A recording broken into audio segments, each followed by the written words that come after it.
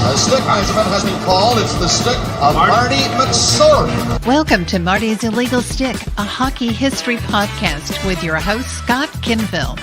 Let's hop on that Zamboni time machine and go back in time to look at hockey's glorious history.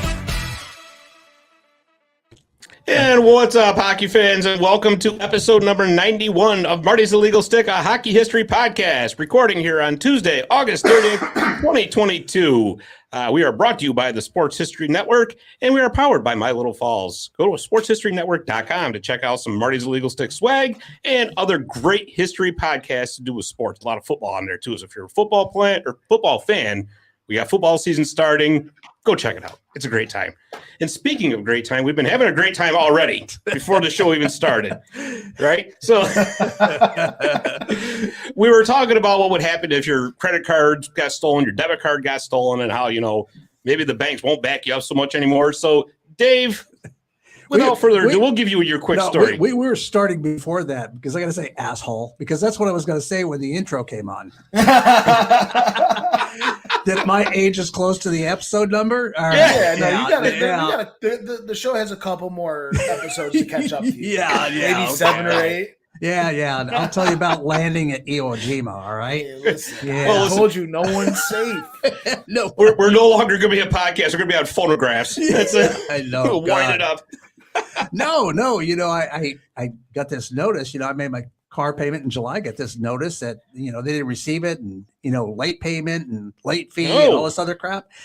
I go call them up, and they're like, and I checked the bank, it didn't clear the bank, and so I make an online payment. I'm like, everybody uses the excuse I lost it. 4 weeks later, they cashed that check. So 6 weeks after I sent it in, they cashed the check. I call them today. They say, no, we never got that. I said, I'm looking at it on my screen. It's right here. I can tell you your bank account number, when you cashed it, everything. Well, we're going to check into that. Comes back on, 5 minutes later. We've applied that to your account. Well, whose account was it applied to? I mean, think about it. Now, it's not a small car payment, but that kind of stuff happens. How many people catch it? Well, I totally understand that. But you know what? Stop sending your payments in by carrier pigeon. I know that's how they used to do it back in the day. But listen, if the shit hits the fan, they're good to eat. So shut up. Well, hey, you gotta say.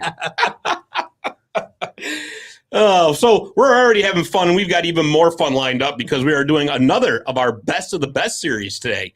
And today we are covering the legendary Hartford Whalers along with the Carolina Hurricanes, because they are one in each of the same franchise. Makes it kind of difficult, but we're going to go through this all the same. And to help us out, and this is a guy who is going to be more and more appearing on this show because he had such a good time a couple weeks ago, and we loved having him on. He's going to be back more and more. It's Ed Stefanik. How are you, pal? Not bad. How are you guys? Good. Hey, does my sound good? Can you guys hear me well? Yeah, we can hear you, unfortunately. Make sure your hearing aids are turned up. No, I have a mute button, Ed.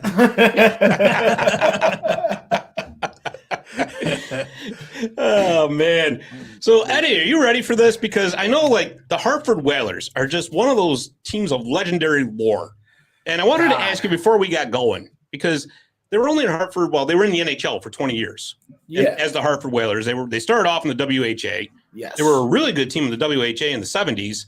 Yes. Not so much success as an NHL team, but for some reason, this team just endures on in hockey hearts everywhere as one of the most beloved teams. Why is that? So it starts with the logo. It's so simple yet so beautiful. It's like one of those, sometimes simpler is better. It's just a W with a whale fin coming off the middle spike of the W. Mm-hmm. What the story I heard was that because of that whale fin coming out of the middle of the W, it creates an HW, Hartford Whalers. Yeah. I don't know if you've ever noticed that. If you look at the logo, it actually makes an HW in the logo. That was a complete accident, to my understanding. Okay. So it starts off there. Second off, because the Bruins are so hated amongst casual and non-Boston sports fans, and I could admit that because there are times where I look at Bruins fans online and I'm like, you guys are absolute sociopaths. I love the Bruins. I love their play style. I love everything they do as a franchise, even though their GM currently I don't like.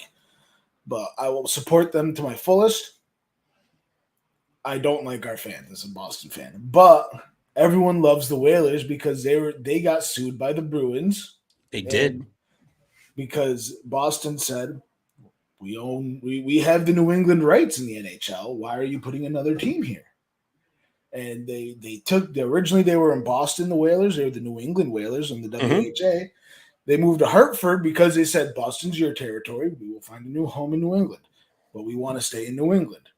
So amongst lore, because Boston hated them so much is why everyone loves them. Okay. I mean, I can buy into that. And obviously the Boston Garden was part of the problem too, because the Bruins obviously had first dibs. Yes. And then you had the Celtics playing there at the same time. So the New England Whalers at the time were getting really terrible dates and times to have their games, which was really affecting attendance, stuff like that.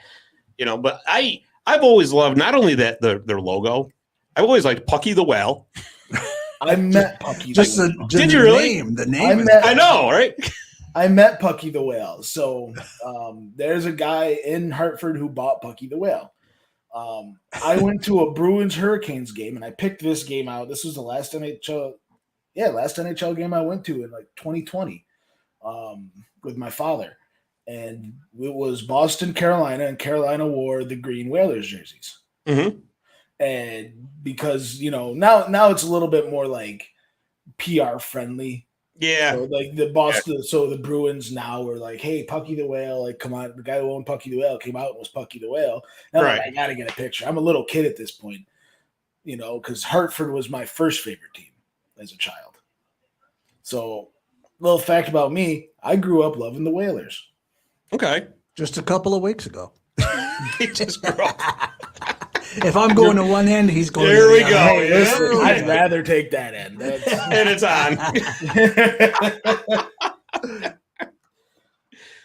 But yeah, so the history of the Whalers is is great, especially WHA days, which like as much as I want to add WHA players to this, it really wasn't anything compared to the NHL. Yeah, it's hard because they were only in the WHA for 7 years, something like that. Well, the WHA wasn't really that that long of a stretch either. No, but you know what though? I'll tell you, I wish there was something like the WHA again. Oh God, I think we mentioned that last time I was. Yeah, I think that would be WHA, the what was it, the USFL and the ABA? Yeah, that would be so much fun to have rival leagues. Oh yeah, absolutely. Here in the States, because that's just more players making more money. No, you're right. You're absolutely right. And of course, one cannot forget the Brass Bonanza. I mean, best I should have had Dave pull up a YouTube clip of that before we got started. That was my fault, Dave. Don't worry. I was looking for the logo. I was like, that's my fault. But no, we got Barry Shelley, who obviously is a huge hockey fan, one of the biggest hockey fans we know. And of course, he's right, because the Binghamton Whalers were their AHL team for a little while, and their logo was actually just turned 90 degrees. Yes. Make it look like a B, which was really cool. Yep, I have a Whalers logo cut, like it's just an iron-on like chest logo for a jersey, and I don't know if I want to turn it into the Hartford Whalers jersey or the Binghamton Whalers jersey. I'm actually torn by it. That's interesting. I mean, I got to represent New York, right? I got to represent my bingo. I love bingo. Yeah, that's if you ask Danny Maycock, that's where I got my worst concussion of all time. Still with you to this day. Oh, that's great. If you talk to Danny about that, he says that was the worst hit he's ever seen. Wow. It was 100% clean, but it was a guy his size. I lined him up, he put his elbow right into my face, and rest is gone. No memory. I remember going to the game. I don't remember anything after it. Wow. Move.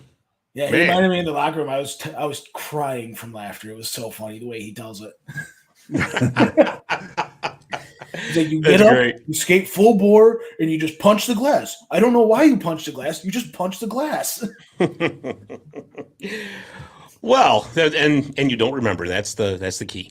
Yeah. Well, anyways, let's get on with our list here, because, like I said, I've been looking forward to this for a while. It's just like I said, the Whalers are beloved. The Hurricanes, not so much so. You know, they're there. I don't think they're really hated by anybody, but they're certainly not as loved as the Whalers were. I mean, but there's also some very, very good players from the Hurricanes era too. So yes. So with that said, Eddie, your honorable mentions for the Hartford Whaler Carolina Hurricane combination. So my honorable mentions for the Hartford Whaler Carolina Hurricanes. I'm going to start off with Brett Hedican. Oh, interesting. Yes, Brett Hedican wasn't like a standout defenseman in my eyes. You know, they've actually had some phenomenal defensemen over the years, some of which we will get into when the second and first team All Stars. And modern day Carolina Hurricanes is, I mean, this is the best Hurricanes we're ever going to see is this year. So I'm going to put Brett Hedican on my list of just honorable mentions. Okay. Because he was good enough, but not great. Well, he was fast, though. He was wicked fast. But that's all he had, I think, in my eyes. My other one is another defenseman, Paul Coffey. That's right. He was not there very long, therefore he does not really earn a position on the All-Star teams. Yeah, I think he was there for like one season. Yeah. Like yeah. Another one I have is Pat Verbeek. Okay. You know, Pat Verbeek, just a solid forward. I think he had better years elsewhere with other teams. Did captain, I believe. I think he was captain of the Whalers for quite a while. I think he was, yeah. And my next one, I would say right now, the last of my honorable mentions is now Utica legend Kevin Dineen. Okay. Comets coach. I gotta say, probably he's going to bring a championship to Utica in 3 years. Yeah, but fair enough. I think Kevin Dineen is a solid player. Yeah, absolutely. Yeah, no doubt about that. So I got some here, and Barry says Rick Mahar better be mentioned. I don't think Rick Mahar was there that long as an NHLer. I was looking at the list earlier, and it's but anyways, that could be on Barry's list. So my honorable mentions are as player and coach, Rod Brindamore. Okay. Rod the Bod, right? So I mean, he was great. He was outstanding as a player, and he's also been a fantastic coach for him. My other ones are Oswego, New York native Eric Cole. We're gonna because we got to represent, right? Somewhere. We got to disagree somewhere. We got to represent, right? We got to represent Central New York. So, and he won a cup in 06. So there you go. Sebastian Aho, who one day is probably going to be in the first or the second team All-Star ranks. But for right now, I just don't think he's been, there long enough. But he's certainly on a fantastic trajectory. So I think Sebastian. Yeah, we're gonna have some disagreements with this because I think I'm putting a couple. I think a couple of these players might have made it on my list. Boy, Dave, you got your wish. There might not be harmony today. Good. Yeah, no harmony whatsoever. Just the other ones I got too. Ray Ferraro, Jeff Courtnall. I had to put the Hows on there. Gordy and Mark. Right. Gordy only played one season in the NHL for them. Yes, one season, and Mark was there for like 3, I think. Yep. But for me, either one of them were there long enough as NHLers to really crack that, top 2. And if I had to pick a goaltender, just because I always love saying his name, it's got to be Peter Sidorkiewicz. Okay. I love saying the name. Yeah. Oh, that's a good name. I will say that. So there's my honorable mentions right there. Okay. Yeah, we're definitely going to have some disagreements. Oh, and I'm loving this. This is fantastic. This is great. All right. So I'll tell you what then. Since we got some storm surge brewing. Oh, I like that. I like that a lot. All right, second team All Stars for Ed. Who's your coach? My coach for second team All Stars is Paul Maurice. There you go, Paul Maurice. Paul Maurice.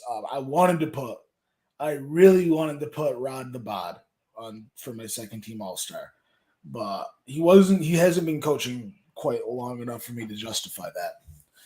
But Paul Maurice winning his coaching in Hurricanes history, but it's missing one thing that my first team coach is doing that has gotten. Paul Maurice Phenomenal coach. I mean, we've seen it everywhere he has coached. He's just a solid coach. He gets his players to play for him. I don't know how he does it without any drama, right? Because there always is. I mean, yeah. So he just finds a way. He connects with players, and he relates to them. And that's where I think Rod Brendamore also excels. As he was a player, so right? He relate to them. So makes sense. I think that Paul Maurice has earned a spot on second team All-Stars as a coach. Okay. All right. So how about your coach? So my coach, I'm going with Peter Laviolette. Okay. The guy who led them to their 06 Cup. Yes. So, I mean, you can't argue with success, right? You just can't. And that was the reason he got the nod over Brindamore as a coach, actually, because he made it to the top of the mountain. Yes. So, because I was kind of struggling on that one. I'm like, boy, this is back and forth because Brindamore's put together some fantastic seasons as a coach. Yes. Right? Yes. But the very fact that Laviolette lifted the cup over his head as a coach for the Carolina Hurricanes, the only one in franchise history, he gets my nod for the second team All-Star coach. See, so like this is where I struggle. Is like to me, like I need the cup is what separates them. Right. So the cup is to me is that separating factor here, and Paul Maurice just couldn't get it done, and he had every chance in the world to get it done back when they made it to their first cup finals, I believe in 03. Maybe it was no, it was 2002. Yep. So and they played Detroit. Yes, they lost to the Red Wings. So I mean, I'll give him all the credit in the world. He brought Carolina to their first Stanley Cup final. Palmer, but I will say, in all fairness, the 0-2 team that Detroit had was like 3/4 Hall of Famers. I know I can't scratch that fact. That team is stacked. This is why we need the salary cap, is because of the Detroit. Yeah. It's like somebody went into like the video game and just said, "Here, I'm building the ultimate team." That's it. It's like you create a team, then put them in franchise mode, and then it's like a 99 overall. Yeah, right. I get it. The only thing that Detroit team didn't have that great of was goaltending, and they were still phenomenal. Yeah. Well, that team they had Dominator. He was old. There he goes. Yeah. Well, no. You're trying to say Dave was in goal? What are you trying to say? Yeah. No, but like in hockey years, he was like 34 at that time. In hockey years. Hockey years. If you notice, retirement in hockey is like 40 years old now, where like retirement in real life is like 70 now. Yeah, but I mean, give the guy credit for playing that long. He used to bend himself up like a pretzel. I know the Dominator was great. But like that's just saying that the weak spot on that team was goaltending is like. Yeah, that's just because it was, but like it was still just like, because you had to say something. Just because it was better than everybody else's goaltending at the time too. Yeah. I mean, who's the backup? Dan Cloutier or was it Chris Osgood? I think it was Ozzy. It was Osgood. Yeah.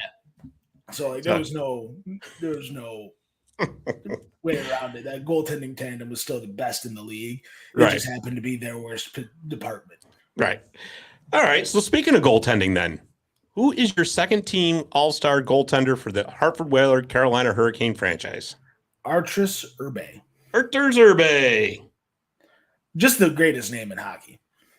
In my eyes. Even better than Peter Sidorkiewicz? Way better than Peter Sidorkiewicz. It's because that one doesn't roll off the tongue. Well, it does for me. It does for you. But.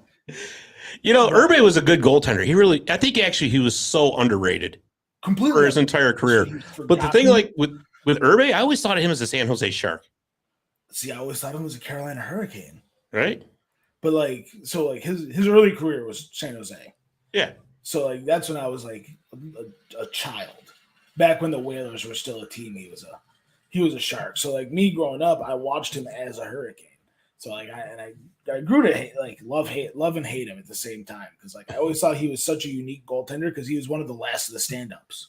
Right. Like, I mean, if you look at his leg pads, I mean, there was no space between them. They were like this. There's no room. He had no room down low to get around him, and he was just an overall just a lights out goaltender. Yeah. Well, I mean, yeah, he was. I mean, there's no taking it away from him. He was a really good goaltender. But I think my second team goaltender might be just a little bit better because he had much better career numbers and he was dominant in the early 80s. And that's Mike Liu. Okay. If you remember Mike Liu, you had that really long, elongated mask. Yes. Right? And It's funny because sometimes when you think of Michael Yu, you can't help but think St. Louis Blues. Okay. But he did play for like 5 or 6 seasons for the Whalers, and honestly, for some of those teams that were, let's face it, terrible, he was the only thing that they had. Yeah, that was keeping them in games. So I can't help but go with Michael Yu.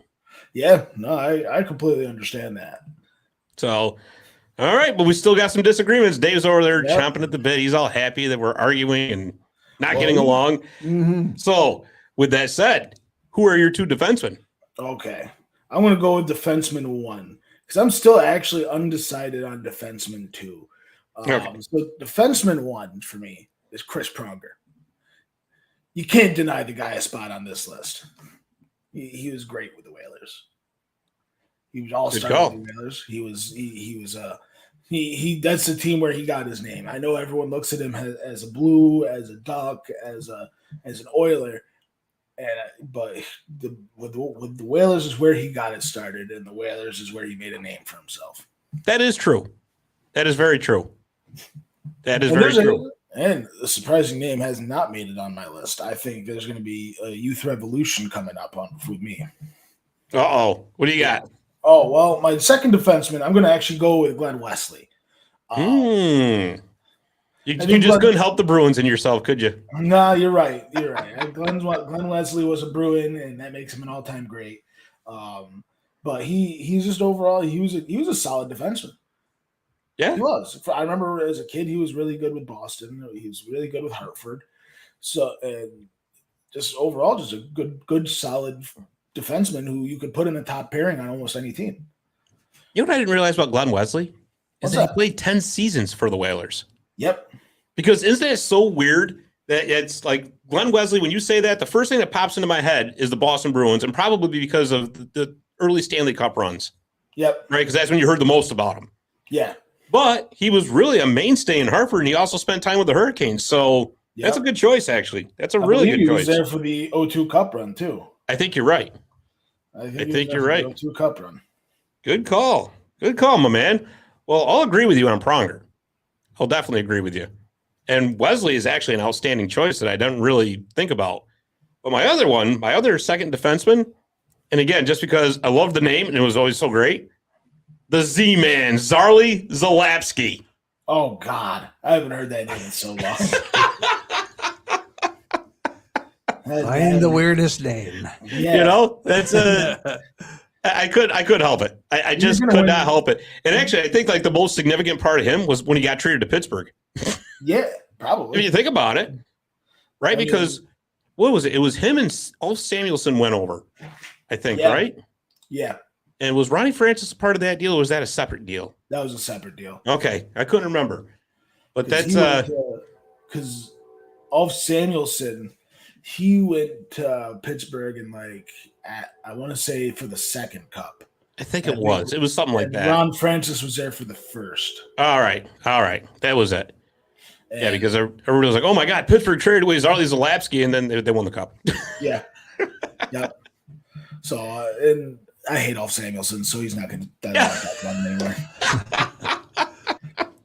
He's a guy who I wouldn't mind hearing his car flipped or something. Oh my God! Oh yeah, no, wow, that is hatred. Hatred. I'm full of it, man. There's some players out there who I don't really care much for their existence. Jeez, I almost thought we were talking about the Red Wings Avalanche rivalry here for a second. Oh God, tell me when that episode is. I'll be there. Yeah, right. I watched that game live. I watched that game live on ESPN back in '97. So, that's great. Memories. That was my first hockey fight I've ever seen, and I was sucked in ever since. Oh boy. All right, so moving right along, your second team, all-time all-star left winger for the Hartford Whalers, Carolina Hurricanes. All right, this is where the youth revolution is starting. Okay. Andrei Svechnikov. Ooh, Svechnikov. He barely meets the requirements.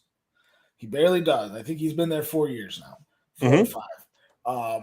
But there's no denying his prowess in the history now.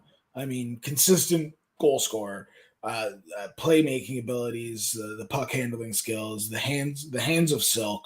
The guy overall is just great. I mean, I think when it's all said and done and it's time for him to retire, I could see him being a first ballot Hall of Famer.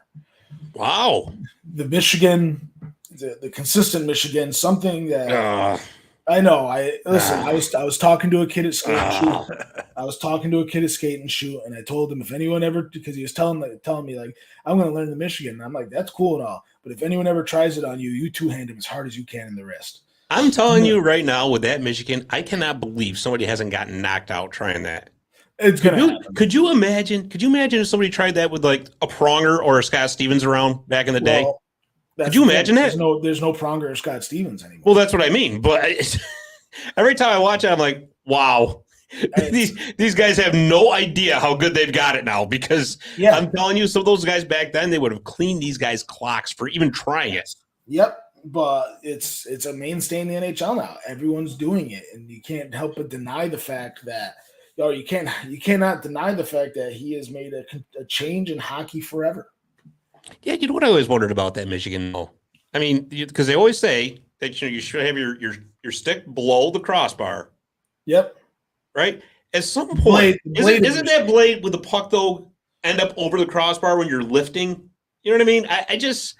I don't know. To me, that's such a gray area. That's really all it is a gray area. You know, listen, they're going to do everything they can, keep that in the game and keep adding to it because, you know, it's the video game. And I get it. Fine. I mean, whatever. All I'm saying is back in our day, I'm starting to sound like Dave. Yeah.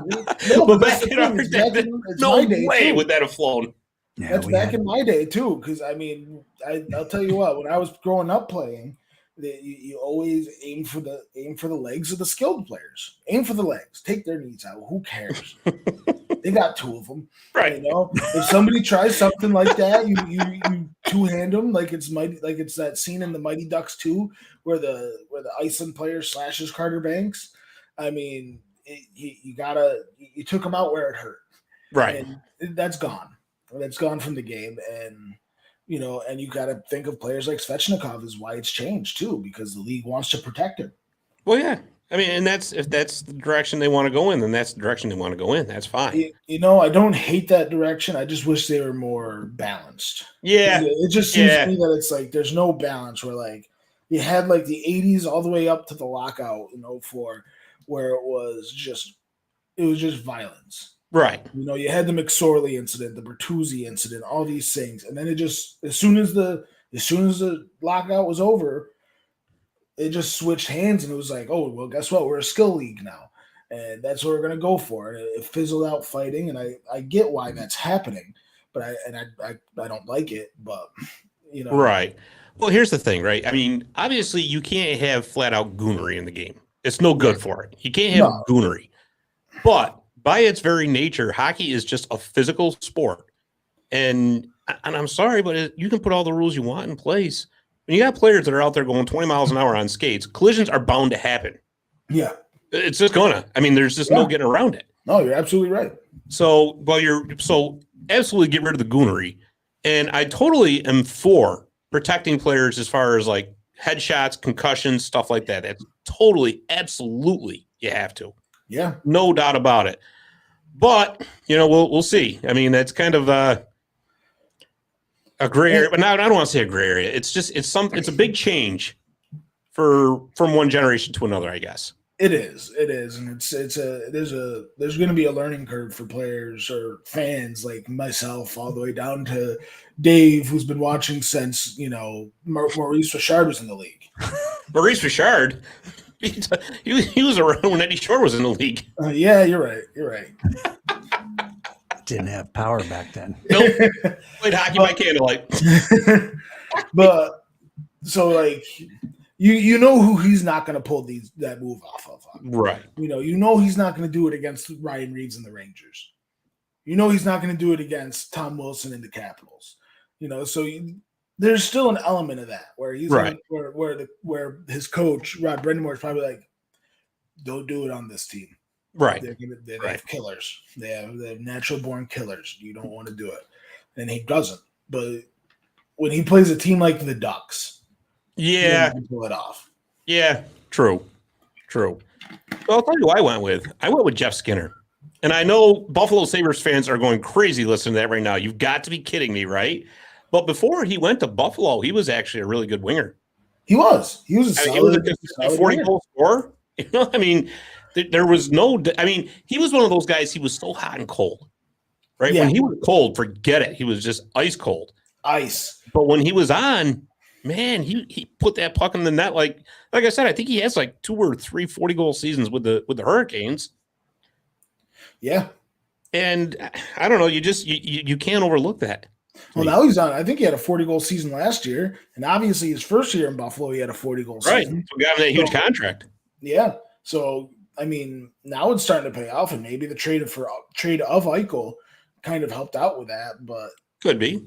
I mean, Jeff Skinner was a solid. I think he was too hot and cold for me to even. Right.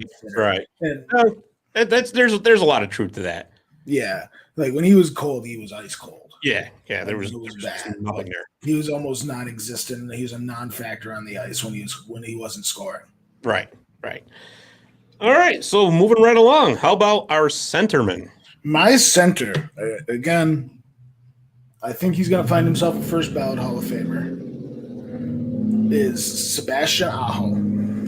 Oh, nice. I thought you were having some stomach issues for a second. I'm sorry. I mean, I am, but that was just some guy's jalopy coming at him. Right, Once it wasn't us. Yeah, I know. Right? I was like, what? Usually it's not on our end here. Yeah. All right, so Sebastian Aho, good choice. Like I said, I wanted to put him in this list. I really did.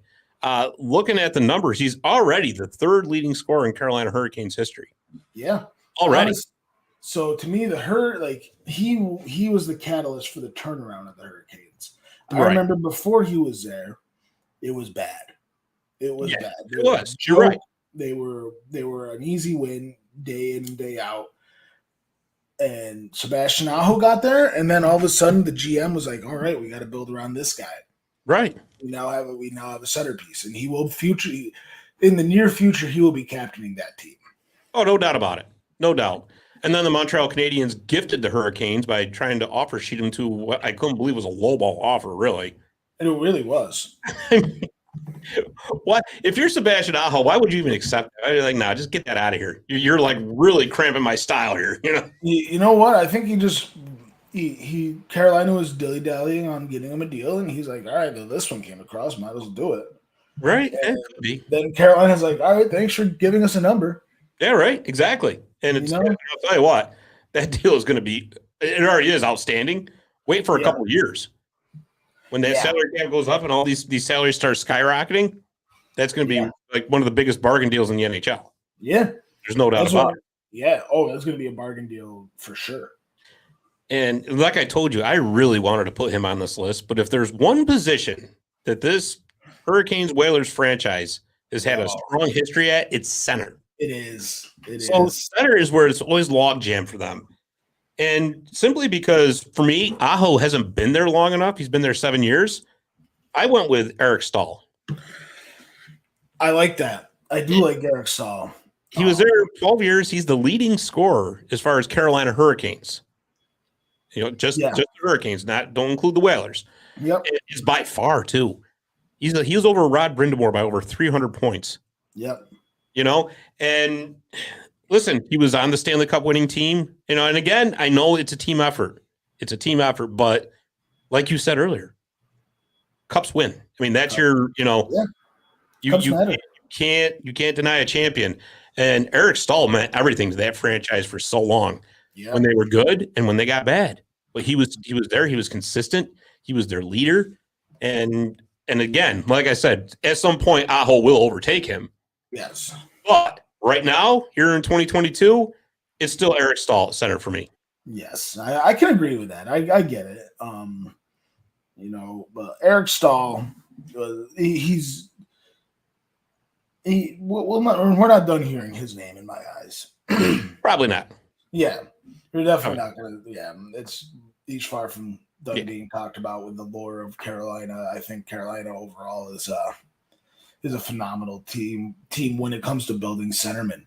And I can agree with you, Eric Stahl is probably the best in franchise history. Right now. That's a little foreshadowing. Right. Yeah, for right now. So I really like where you put him. Yeah. I can't disagree with it. Yeah, the only thing I think you lowballed him. Probably, but you know what though? Talk to me about 5 years and see where everything is. So Oh, definitely. That's why Aho's on second team for me right now. Right. We're talking about right now. Exactly. So to finish off this second team, and then we'll do a quick commercial break. Who's your right winger?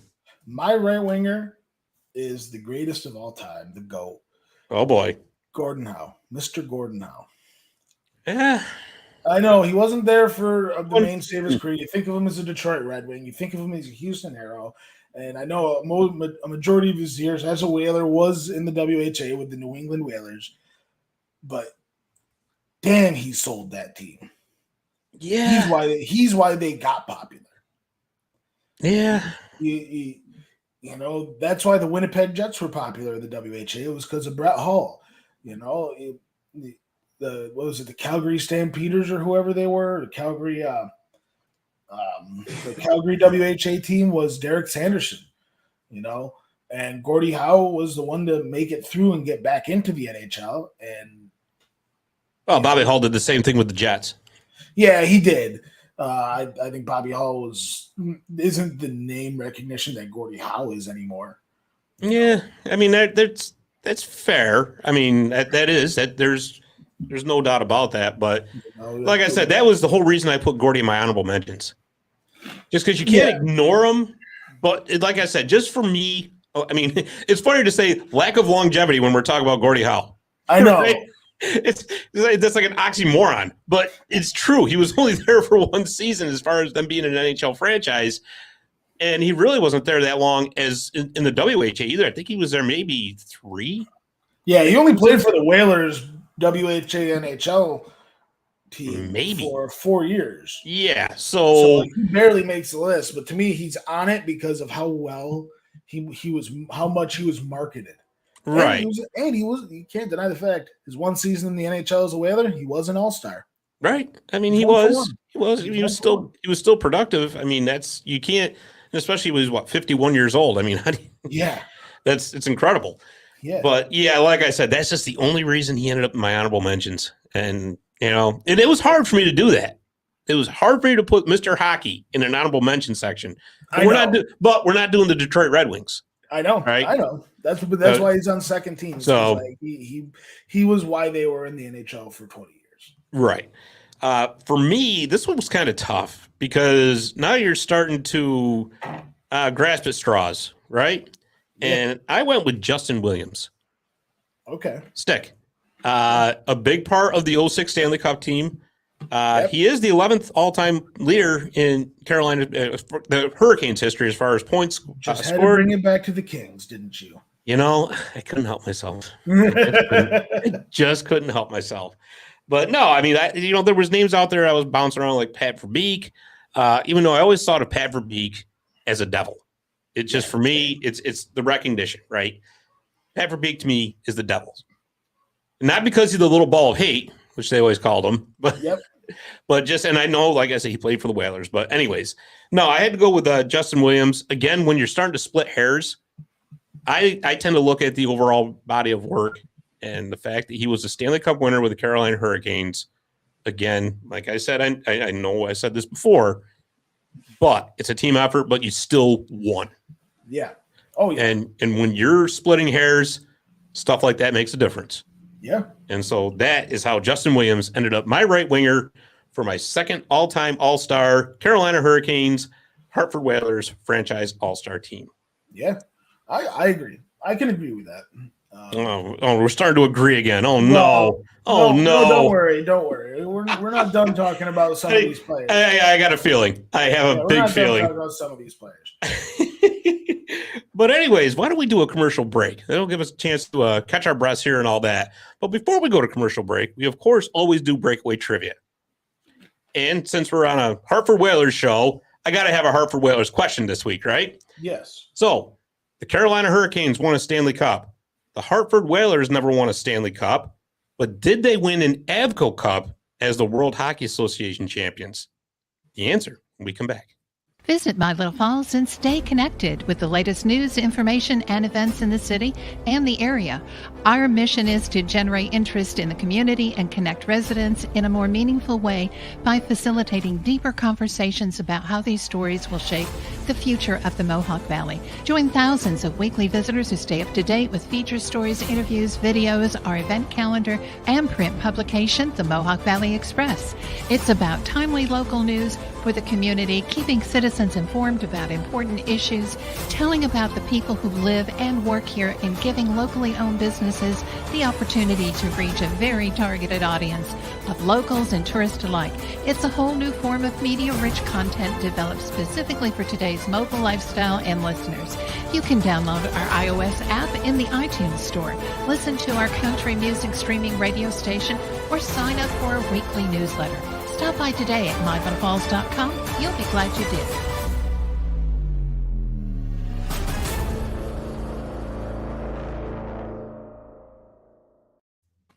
And we're back. You know, that commercial is kind of like the Brass Bonanza of local news commercials, Dave. It's a sounding.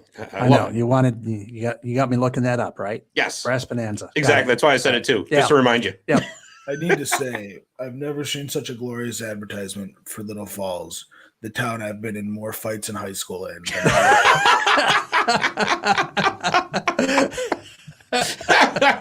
Made you want to move here, right?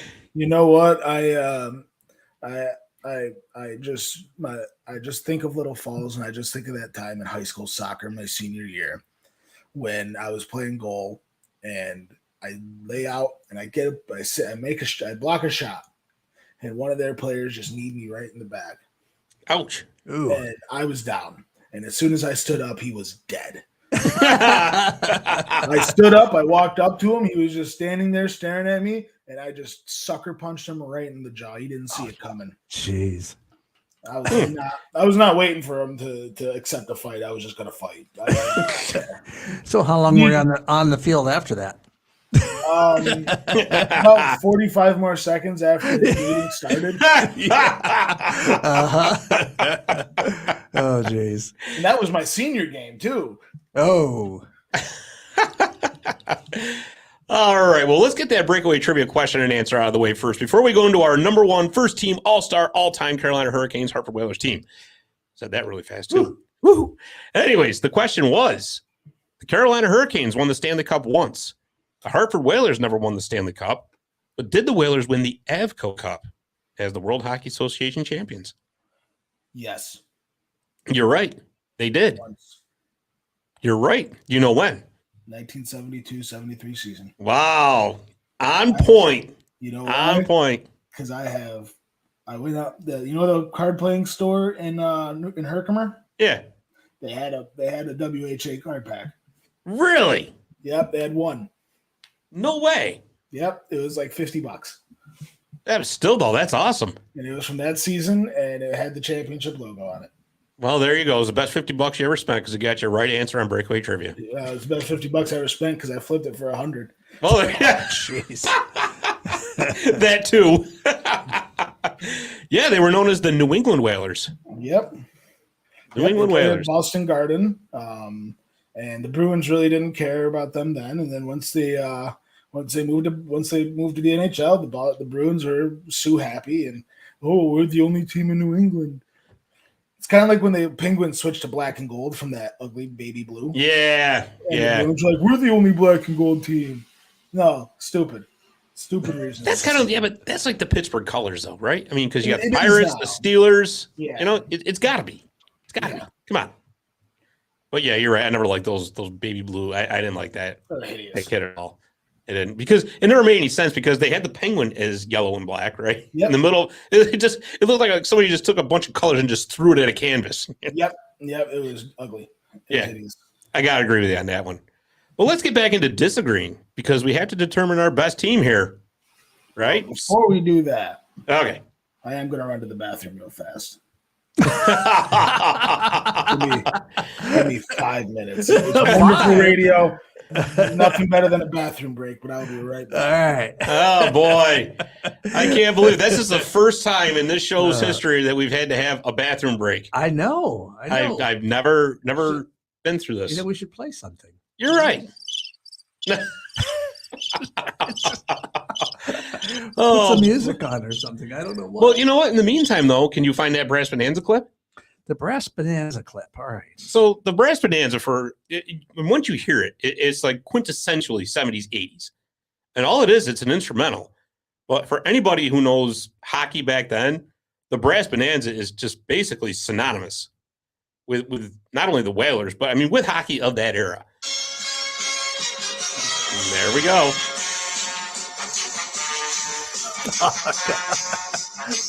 Now let it go. We'll get a copyright slap here.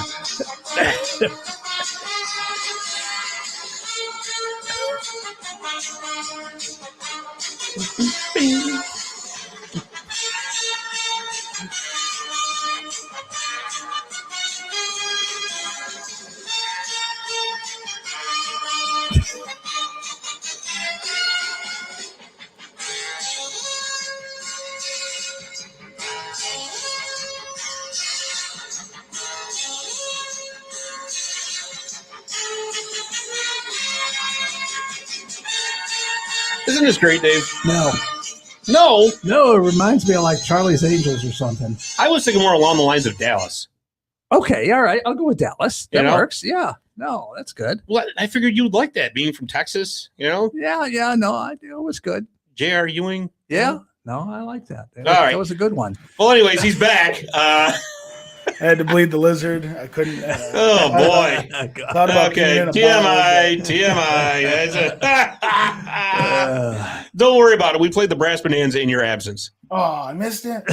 Yeah. So I you was have to doing watch. it once a week anyway, so Yeah, I was going to say, you have to watch the replay now. That's all. gives me a reason to watch. Yeah.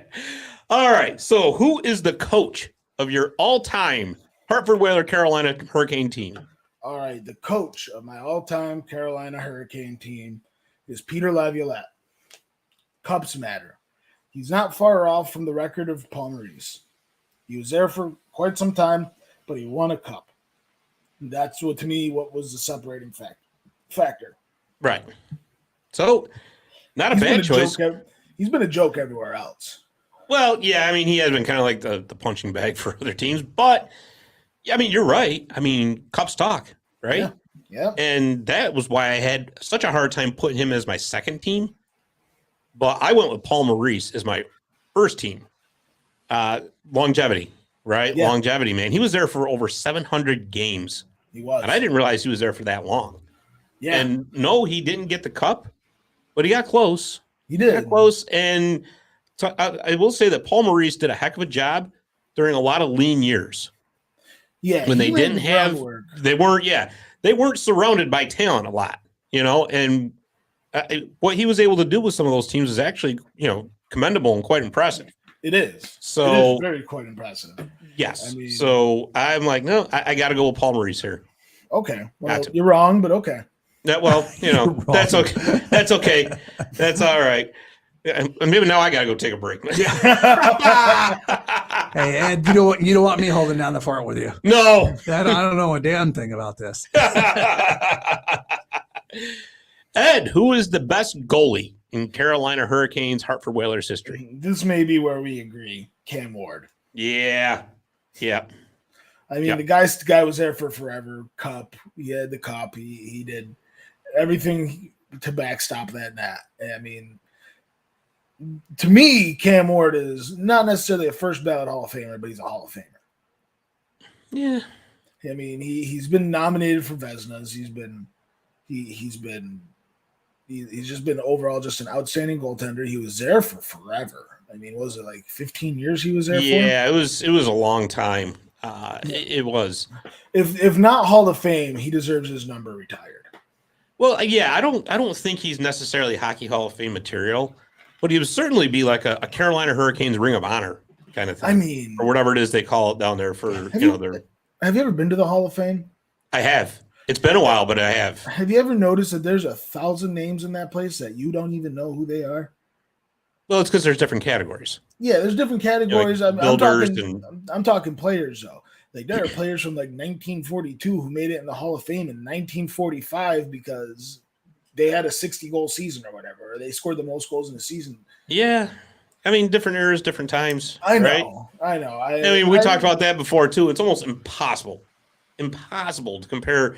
I always tend to look at it as like a 30 to 40-year window. Right? So when you're talking about comparing, say, a player from 1980 to a player from 2020, you know how hard that is? It's night and day. It is. Technology is completely different. The rules are different. The rules are different. Let's face it, the gameplay overall was completely different. Like absolutely. In 1980, if your head wasn't on a swivel, you were getting decapitated. Exactly. And exactly. Today, if your head's not on a swivel, you get bumped and cry. Thanks, Crosby. And he's going to blame Sid. Listen, I love Sidney Crosby now. The older I get and the older he gets, I find his game a lot better. But when I was a kid, all he was a crybaby. You know what? I have to echo that sentiment because for the first 10 years of his career, I was like, oh, geez, this guy again. Unbearable. This guy again. What's he crying about now? Yeah. But the very fact of the matter is he was the best player in the league for a long time. And I know he's getting overshadowed by Connor McDavid and the Dreisaitl's and the Austin Matthews of the world because that's what happens, right? I mean, time moves on, evolution moves on, stuff like that. Yeah, the game moves on, the game forgets. But I will say that Sidney Crosby, to this day, still does one thing better in the league that I don't care if it's Connor McDavid or whoever it is. He makes his teammates better. Yes. I've said this 1,000 times. You could put a fire hydrant on Sidney Crosby's line, and that fire hydrant will get 25 goals. Yeah, you can put you on the line, and you'll still get. I know. That's what I mean. No. I bet you could happen until I got hurt. What, Scott wouldn't get a goal or no, I would get a goal before I got hurt. Oh, okay. Well, Dave said no, like you weren't going to get a goal. No, that's what I was saying. No, because not to dive into it or anything, but I mean, if you look at Connor McDavid is certainly the most exciting player in this league, hands down, no doubt about it. But you've noticed how long it's taking Edmonton to find line mates for him. Yeah. Oh yeah. Because a guy like that is so hard to play with because he's so super fast and quick and agile. It's Connor McDavid to me is a one-dimensional player. And that's not a bad thing. You got to have those in order, especially if it's goal scoring. I'd rather him be a one-dimensional goal scorer than a centerman, a one-dimensional defensive centerman. Right. Because that's a fourth liner in my eyes. A centerman who doesn't score but he can protect the net. All right, that's a fourth liner. But Connor McDavid, at least you can get him the puck, and he'll just go out and do his thing. Right. But Crosby, he could go out, get him the puck, he'll do his thing, and then that puck just comes back to you, back door. Yeah, exactly. You don't even know where you are on the ice, and you're scoring a goal. Right. Exactly. So Barry's actually got an interesting comment about this, and I have to agree here. So he says, not taking anything away from the Hurricanes, but like you just said, they played in a different era, and the players that played in New England and Hartford is what made the Whalers, which he's absolutely correct about. But the hard thing about doing a list like this one is it's the same franchise. Yep. Right? It's still the same franchise. So to do a real comparison, you have to include both teams, which is why, I was struggling. I'm like, wow, this one's going to be fun. But then I got thinking later, I'm like, wow, what if we ever did a Nordiques one? But then we have to include the Avalanche. Yeah. Right? So it's that same kind of thing. Actually, when we did New Jersey last week, we could have included the Rockies and the Kansas City Scouts, but there wasn't really anybody from that era that I could think was going to make the team. So I could think of one. We got off light. McDonald.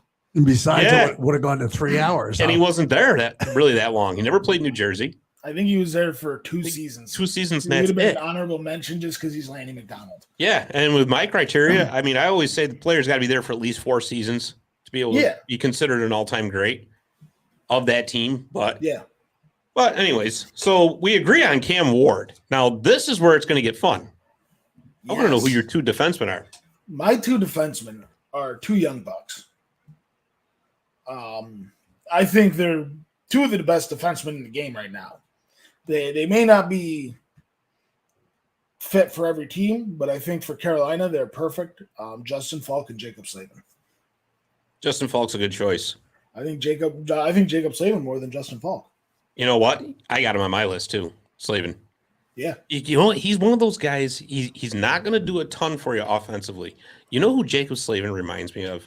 Jacob Slavin has always reminded me of Rod Langway. Rod Langway, just a classic stay-at-home, pump and dump defenseman. Just gets the puck on his stick, off the glass and out.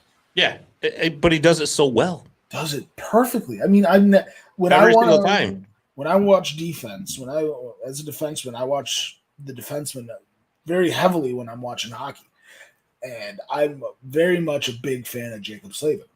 I think he's as a defenseman, he holds every skill a defenseman needs. He could take the body, he could stick check incredibly well. If you notice, he doesn't take stick infractions. No. He doesn't take hookings, he doesn't take trippings. No. He knows where his stick is at all times, and he puts it where it needs to go. And he doesn't make a mistake. No, he doesn't make a single mistake. He's never caught flat-footed. He's never pinch.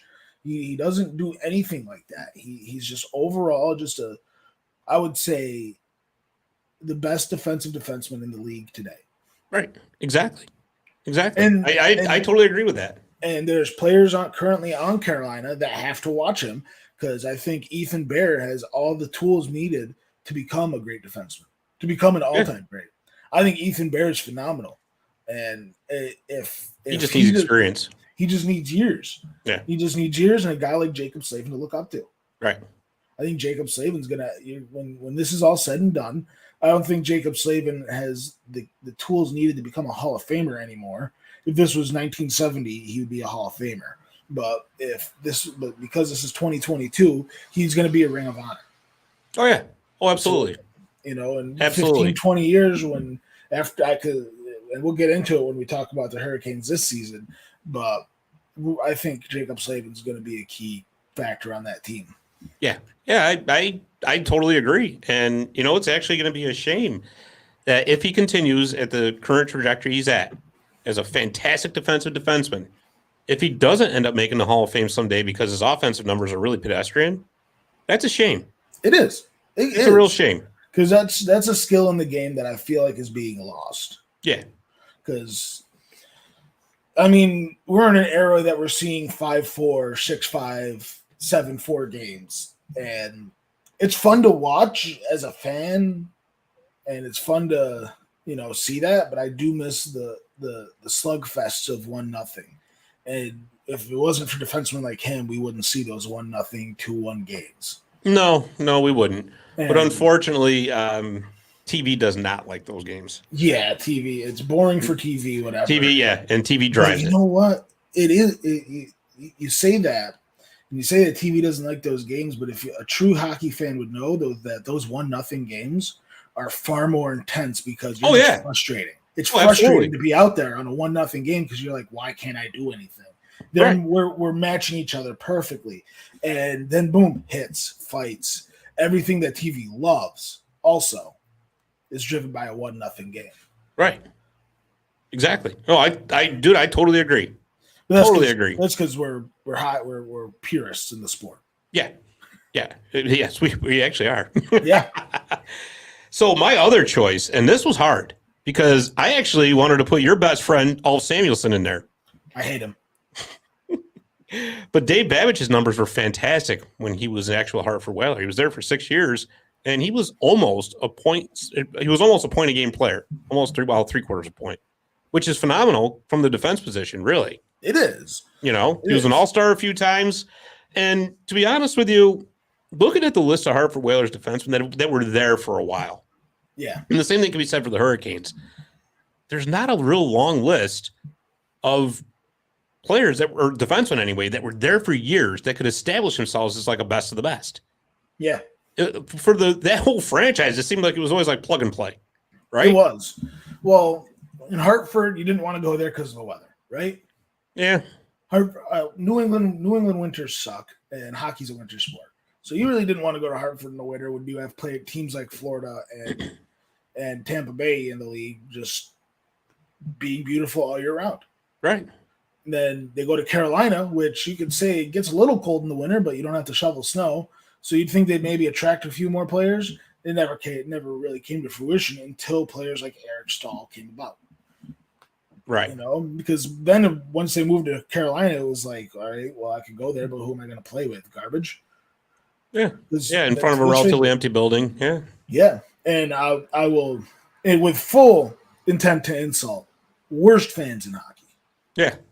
Yeah. I mean, well, I don't know. I think Carolina, when they're I'm not going to say they're the worst fans in hockey. I will say that all that storm surge stuff, it kind of gets a little irritating sometimes. See, I did like the storm surge. I did, because that was something new and that was something unique, and it didn't affect the game at all.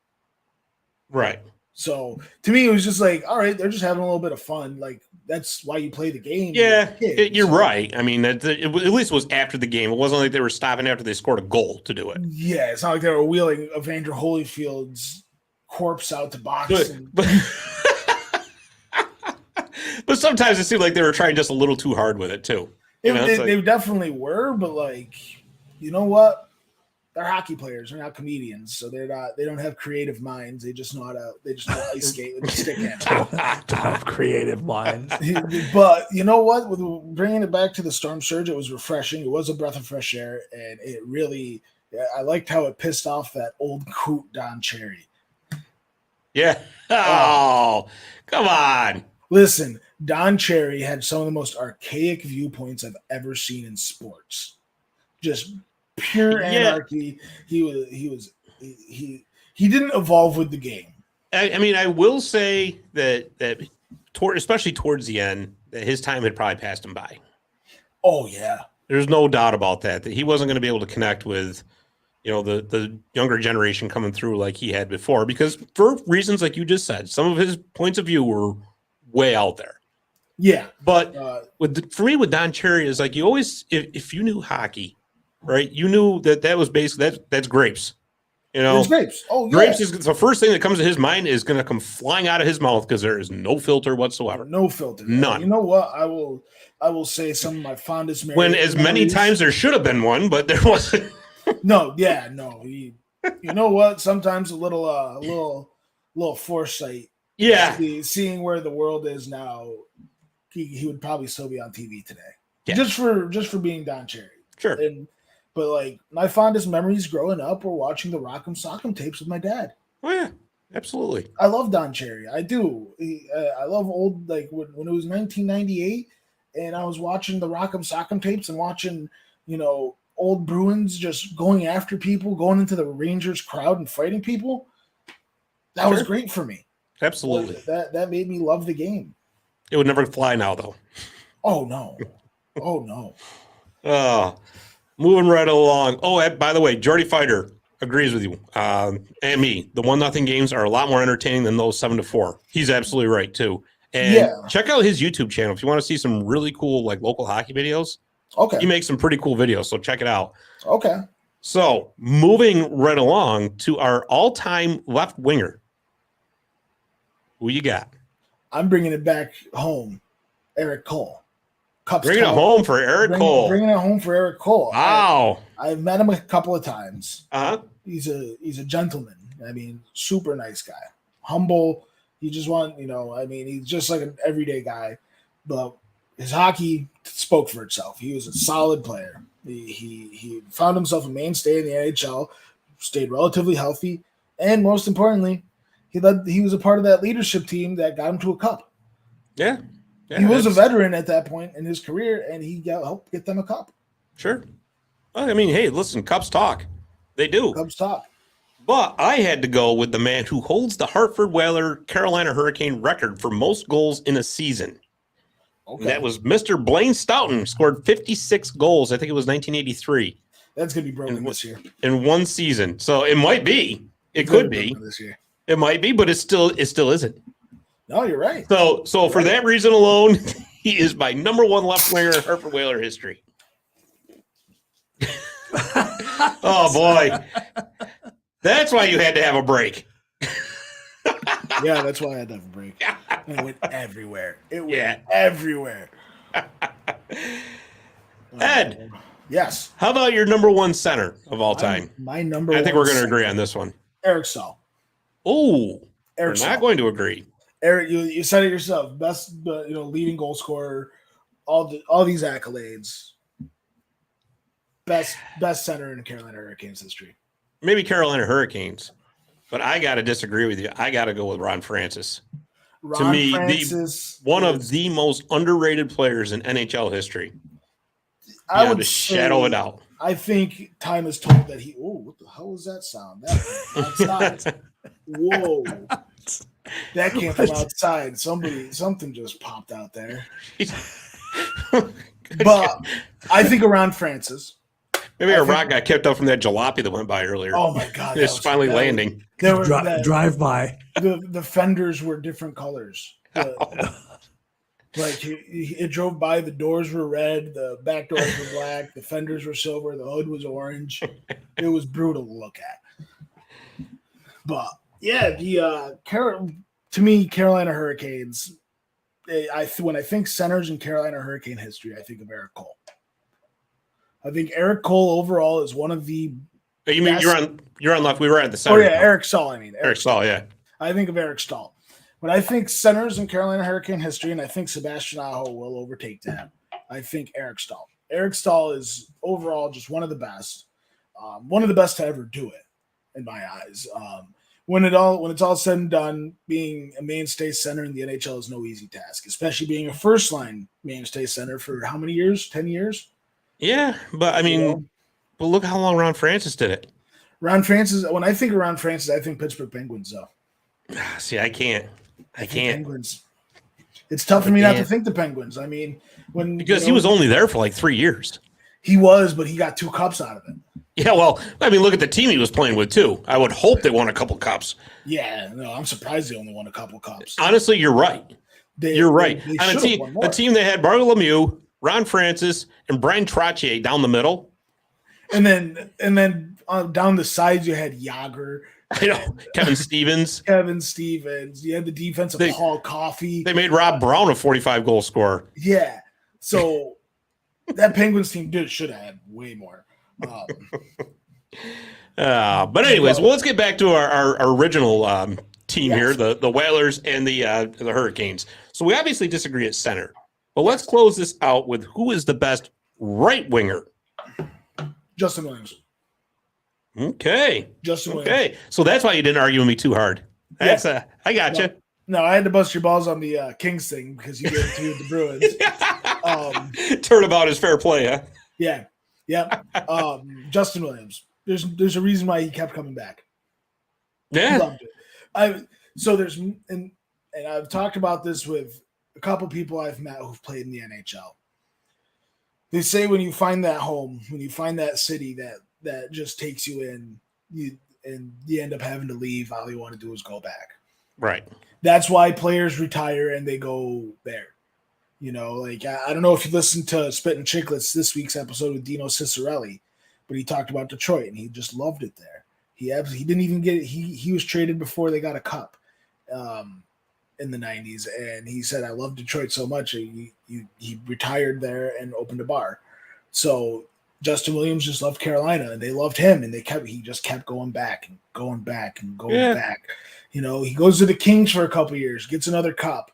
He goes to Washington for a year, misses out on a cup, and then just goes back to Carolina after every time. Well, I mean, he did build a house there too before he left for the first time. I guess that's just so you're right. I mean, that was kind of like, you know, his home, you know? Yeah. Like he may be a good old Canadian boy and an NHLer, but he's himself a Carolina Hurricane for life. And I wouldn't be surprised if they retire his number this year. Yeah. I mean, you know what? That'd be nice to see. That really honestly, that would be, because I think Justin Williams is one of the most underrated players of all time. Fair. That's fair. I think Justin Williams overall, like I think he finds you look at somebody like Justin Williams and like, yeah, maybe his numbers weren't considered greatness of all time and stuff like that, but the guy just knew how to win. There's a reason why he was Mr. Game 7. Yeah, I know. He just didn't know how to lose. Right. He didn't want to lose. And that fact right there makes him, you know, why he's on this list is because of the Game 7s. Even though it's just Carolina we're talking about, the guy just won. Right. And just the fact that he kept going back. I mean, even when the years were rough on him, and even when the years were rough on the Hurricanes, he found himself wanting to put on that Carolina Hurricanes jersey. Yeah, I mean, that's, you know what? That's all very, like I said, he was my number 2 on my second line. Yeah. But for me, the best right winger in the Hurricanes Whalers franchise history, to me, Mr. Whaler, Kevin Dineen. It had to be. I mean, he was, listen, what he brought to the team was, back to Utica. exactly, head coach of our Utica Comets here, right? Yeah. And I'm not saying that to blow smoke. I'm just saying that, honestly, really, when you think of, especially in the 80s, right? Look back at the 80s, what he brought to that team. Not only did he bring goal scoring, which he had plenty of, he brought all kinds of grit and the leadership, even through the lean years, right? So he was the last captain of the Hartford Whalers and then the first captain of the Carolina Hurricanes. Yep. Right? So with all that put together, yeah, I know he didn't win the cup, but still, overall, when I think Hartford Whaler, Carolina Hurricane right winger, as much as I love Justin Williams, it's Kevin Dineen that gets the nod. I can agree with that. Yeah, I can see where you come from. I personally am a huge Justin Williams fan. I mean, even though Brad Marchand clowned him his last season, I still love Justin Williams. Yeah. I think Justin Williams is by far one of the most underrated players in the history of the league. He'll go down as just a winner, and winners get in the Hall of Fame. Yeah, that's true. That's true. Barry actually says we did miss one. Jim Pye McKenzie. Oh God, we're coming back from the old days. Yeah, we did. We definitely forgot somebody. Oops, I knew. You know what? That's what's so hard about these lists. You know, when you have a team that's been around for 45 years, there's only so many spots to slot in. But he's right. I mean, I think Pye actually has his number retired by the Whalers, didn't he? I believe so. I think he did, because wasn't that the number that was the big controversy when they had the Whalers, or I'm sorry, the Hurricanes did the first throwback night for the reverse retros for the Whalers? Yeah. And they let Dougie Hamilton wear his number? Yeah, and they were. Remember that? They were not happy. And it was like a big Whalers faithful were not happy. Yeah. So, good call, Barry. Very good call. That's very true. Well, See, that was. I didn't know there were comments live on this. This is cool. I like reading this. This is interesting. Yeah. This guy, we got Paul Coffey, love the whale, wink, wink. Oh man, that's fantastic. Oh well, this was again so much fun. Now that we've looked back at the past, Eddie, what do you think of what's this season going to bring for the Carolina Hurricanes? I think Carolina. So the Metropolitan Division, you can't help but say, has gotten tougher. Oh yeah, the whole East has gotten tougher. Oh yes. Last time I was on, we talked about the Bruins, and I said Bruins are missing the playoffs because the whole division, the whole conference, the Eastern Conference, is now so incredibly tough. Right. That it's hard to really predict exactly right now. I think Carolina is going to make the playoffs. They easily make the playoffs. With that being said, they're going to have a tough time with the Rangers, mainly because of their goaltending. Igor Shesterkin's phenomenal. I think every team's going to have a tough time with the Rangers. But the Rangers also have a toughness to them now with Ryan Reeves and Keandre Miller that can rival the skill of this Carolina team. I personally see the Rangers winning the Metropolitan. Carolina coming in second. Okay. I could see it being Rangers getting 110 points, Carolina getting 106, somewhere in that ballpark. Okay. And that's really just how it falls because they're not going to play each other every night.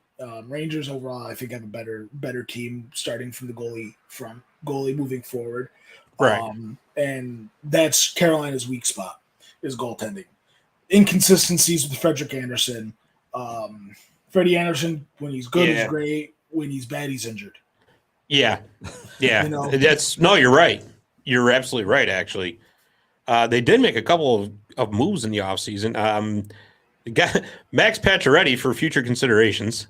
Yeah, Max Pacioretty for a can of oxygen was a great trade. And now he's hurt. I think he's out for like 6 months. Yeah. But that could be huge come playoff time. I think Max Pacioretty. If he can come back by the playoffs, right? I think Max Pacioretty is going to be a great addition to this team, mainly because of the youth and his experience. Yeah. I mean, Max Pacioretty, he's been an NHL mainstay for what, 12 years now? A little bit longer than that, I think. A little bit longer than that. Yeah. I mean, probably since 2008, 2009, that area. Right. And Max Pacioretty is he was a captain with the Canadiens for a reason. He was great with the Golden Knights for a reason. The guy just knows how to play hockey. Right. Unfortunately, he is injured for the next 6 months. And that's going to severely hurt the team because that's just now they're going to have to dig into the AHL. And let's face it, that's always a gamble. Yeah. But you know what, though, Ed? I think that as far as forward position, as far as forward position goes, that's not going to affect the Hurricanes at all. It is and it isn't. A team that's loaded with forward prospects. I mean, Seth Jarvis, look what he did when he came up last year. Said they're not going to have any problem putting the puck in the net most nights. I think they're going to have a problem keeping the puck out of the net because Jacob Slavin can't play 60 minutes. No, but you know what, though? They went, and it's going to be interesting to see how he does here, but with Brent Burns. Oh, I forgot about Brent Burns. That was an interesting move. That was. No, I get that Brent is 37 years old, but he doesn't have to play all those number one minutes anymore. No, that's great for both Burns and the Hurricanes, is because now Brent Burns doesn't have to hold 27 minutes a night. Right. He could play 15. Exactly.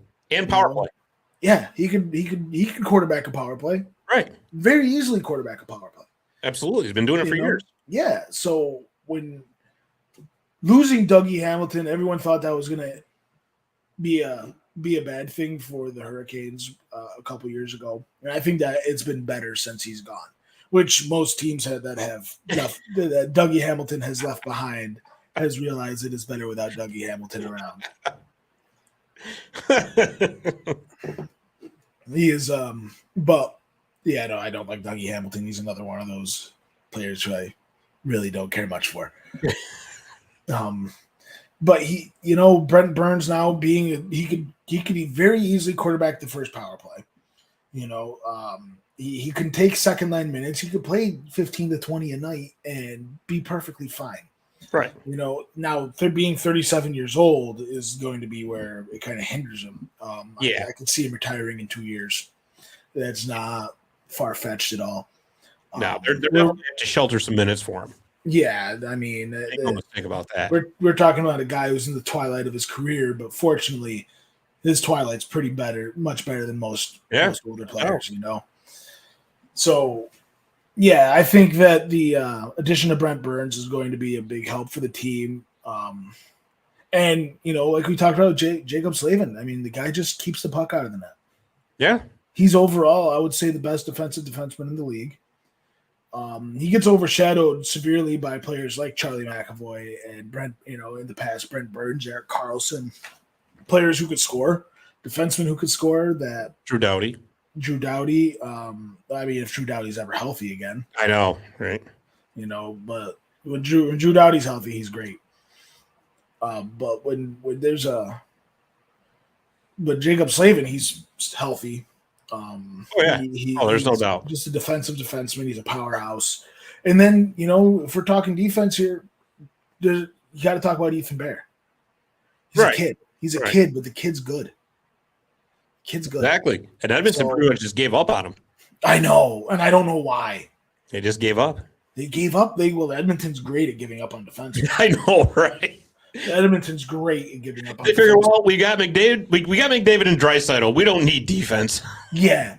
And I'm sitting there. I'm just like, oh, when is Darnell Nurse going to be on the market? Because Boston better be licking their lips on that one. We got Taylor Hall for a pack of bubble gum I know. And why don't we try to get Darnell Nurse with a different pack of bubble gum? But the thing is, I don't think you're going to have Darnell Nurse saying, "No, I want out of Buffalo and I want to go to Boston, and that's all I want." That's why they're able to get him so cheap, because Buffalo had zero leverage in that deal. I know. None. I think, you know what, though? I hear that as much as Boston is historically a rough team to play for because of our fans are awful. I don't see why players don't want to play there because the fans are also loyal.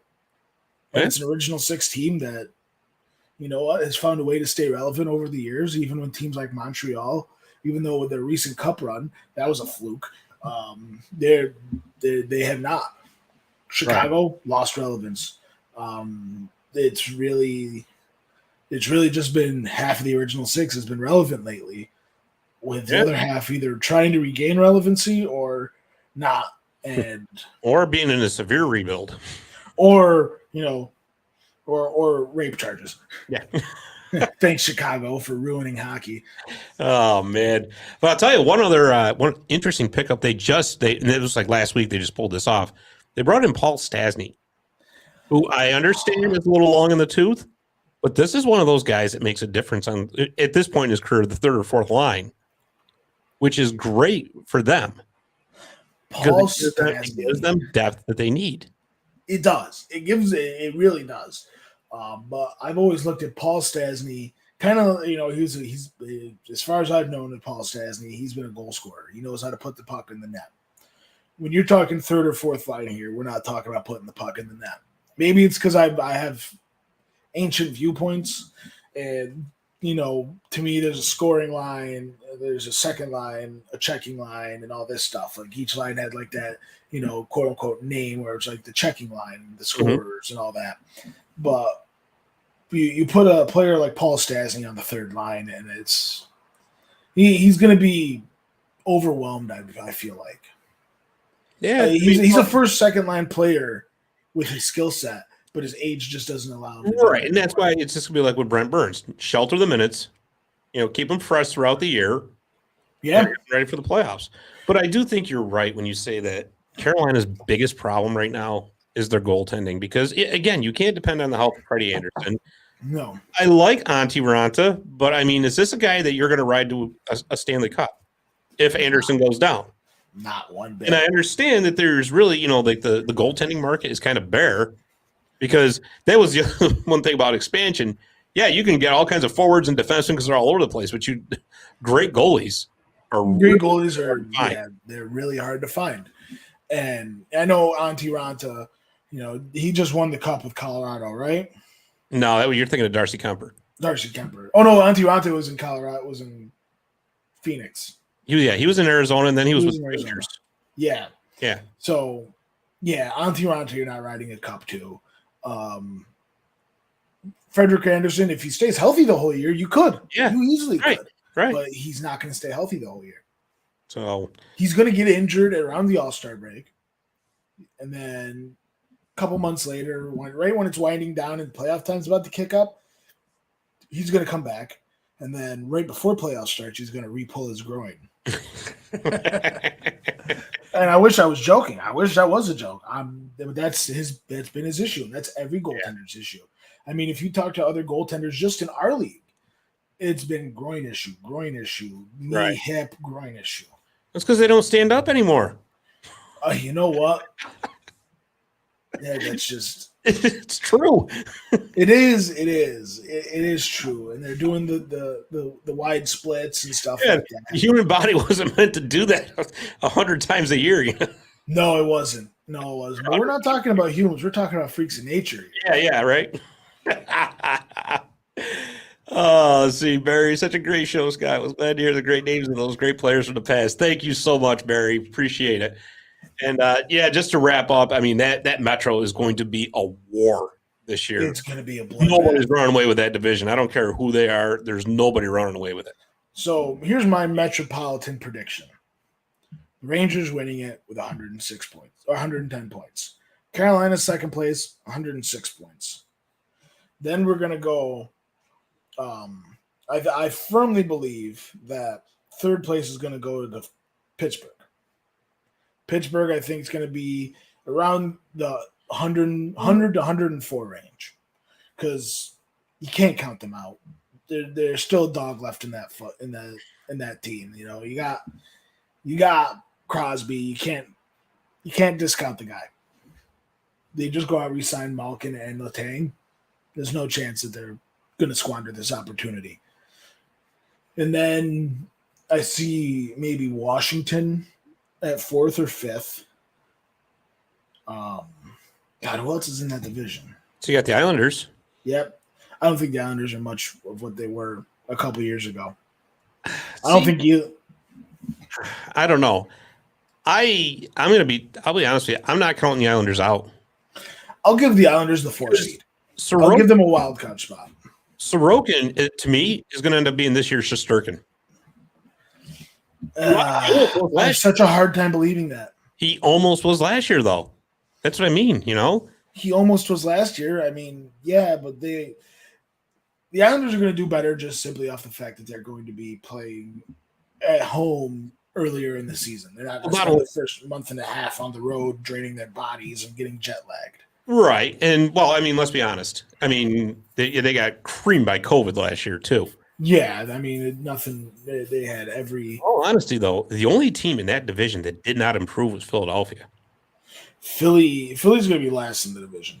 Columbus got sneaky better. Columbus New Jersey's on their way up. New Jersey, I don't think so. I don't think they might not make the playoffs, but they're going to sniff. I'll tell you right now, they're going to sniff. All right, going from bottom up: Philly, then New Jersey, then Columbus, then Washington, Islanders, Pittsburgh. Here's Carolina, the Metropolitan Division teams, right? So that's going to be such a dogfight that they're all going to be beating the crap out of each other, which is going to allow the Atlantic teams an easier path to the wild cards. I'm telling you. The Atlantic teams are going to be beating the crap out of each other too. Yeah. I mean, let's face it. You got the new guys in the Florida Panthers. Yeah, is Florida going to be for real again? Right. I think Florida is going to be more for real than they were last year.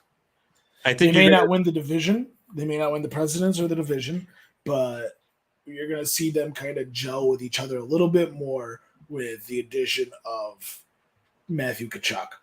That's what they missed last year. It was a little bit of grit. Yeah. I mean, that could be a very good point, but boy, they lost a lot though too. They lost Huberdeau and Weegar, but I don't think Weegar was going to stay, and I don't think Huberdeau was going to stay. But I think this is going to be the last season you're going to see of pretty much the old status quo for these teams or for these divisions. I think there's too many teams that are on the rise. Like Buffalo's on the rise, no doubt about it. Detroit's on the rise. Ottawa is on the rise. They're putting together young talent left and right.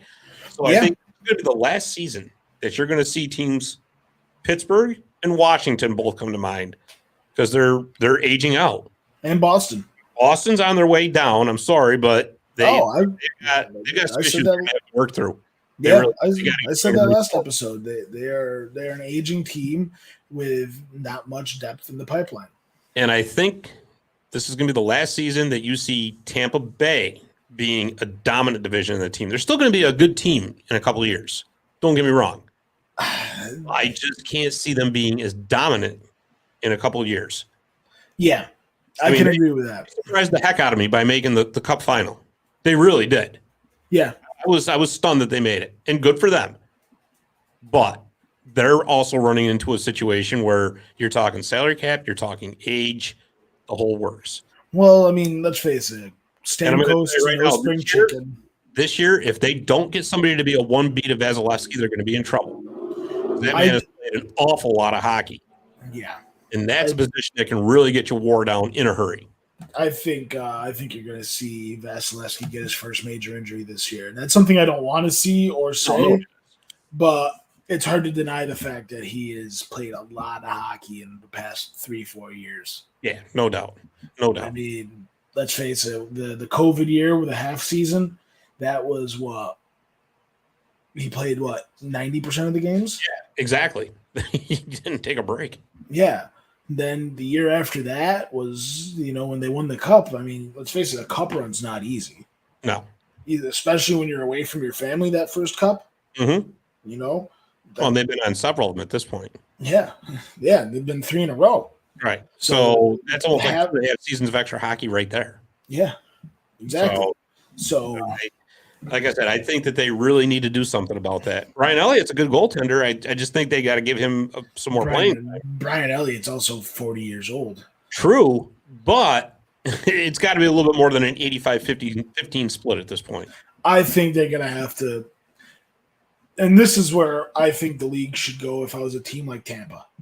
I would make a push for Philadelphia to get Carter Hart. Yeah. Somebody who needs to change the scenery. Let's face it, Philly's doing nothing with him. Yeah.